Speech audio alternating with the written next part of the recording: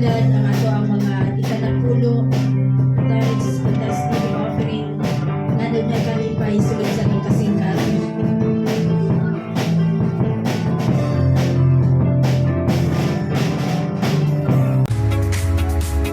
Welcome back to Born to Praise TV channel. We are created to worship.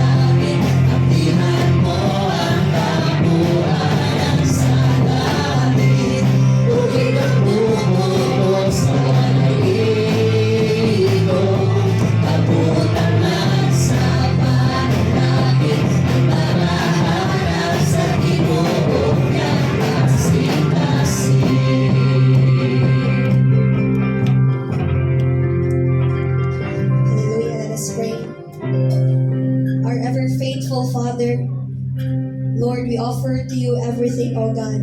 Una sa tanan, amo na gi-offer amo ang lawas diha sa imong presensya karong adlaw. Nakapaminaw sa iyong mga bahandianong pulong, Ginoo. Salamat, Lord, nga ikaw matinud-anon gayud sa imong mga saad kanamo. Salamat usab, Lord, sa pag-provide sa among mga pangkinahanglan, Lord, sa matag adlaw-adlaw. Wala ka mapakyas, wala ka mag-undang, Lord, o wala ka, Ginoo, mukungkong sa imong mga kamot sa paghatag. But Lord, your hands are open, O God, to shower blessings to your people who are faithful to you, Lord. Ginoo, may you bless every hands of those who faithfully giving to you, Lord. Ikaw ang Diyos nga magadugang sa ilang mga panginahanglanon. Ikaw ang Diyos nga magahatag kanilang likon nga panlawas hilayo sa mga balatian, Lord. May you double their strength, O God, sa matag adlaw-adlaw. Bisan pa man silang pagpangita, Lord, sila makakaplag tungod kay sila nangita man sa imong presensya, Ginoo. Lord, may you bless this offering. Kini nga mga offering, Lord, magamit sa imuha nga iglesia, Ginoo. Panalangini kini, O Dios, nga kini magamit, O God. Ug ikaw, Ginoo, mahimuot sa mga katawhan nga nagahatag diha kanimo sa ilang tibuok nga kasing-kasing. Salamat, Lord, sa imong mga pulong nga karon ay gipa-remind kanamo. Salamat, Lord, nga ikaw una ni hatag nga mo'y rason nga kami usab, Ginoo, nakahatag pagbalik diha kanimo. Salamat, Lord, sa imong pagkamaayo. All glory, honor, and praises belongs to you. In Jesus' name, amen. Amen. Hallelujah. Ang lingkod tama igsoon. Huwag kanunay nato inumduman ang ato ang mga announcement. Apan sa dili pa ito palakpakan ang atong buhay nga Diyos sa kaayo. Sa iyang narata sa bulan sa Abril tulo nga Domingo ug lantawan niya ang picture di uhaw pag-ayo to sa kainit begsuon. So ato inumduman ang atong buluhaton karong 24 ato midweek service mga igsuon atong prayer alas 6 hangtod sa alas 7. sa gabi mo igsuon. So individual na siya, hinanglan kay kitang tanan baka tigom ana kung asa kita dapit ipahilo na sa Ginoo. So sa Drizzy Church kanunay ang oras alas 6 hangtod sa alas 7. Then sa matag practice na to sa Sabado mga igsuon 27 April 27 alas 2 alas 3 ang sugod sa ato ang practice may igsuon sa hapon.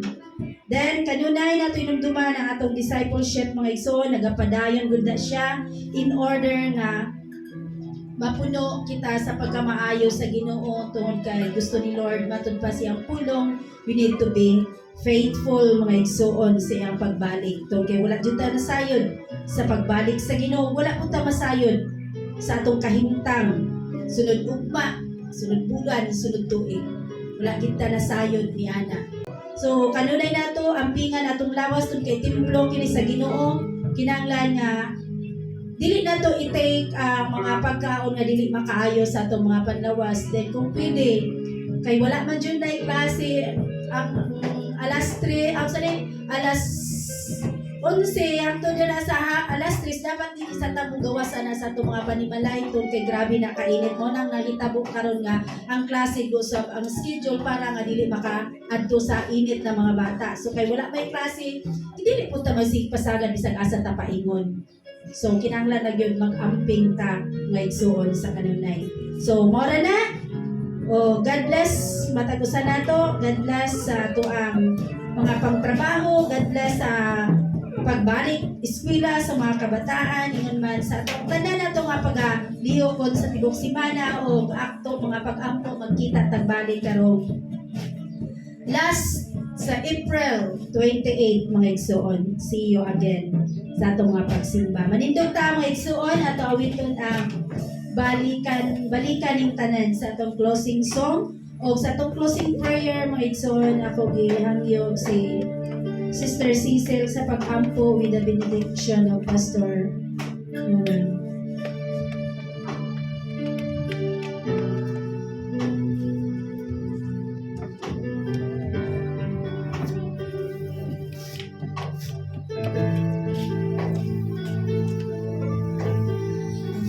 Kasing-kasing ko,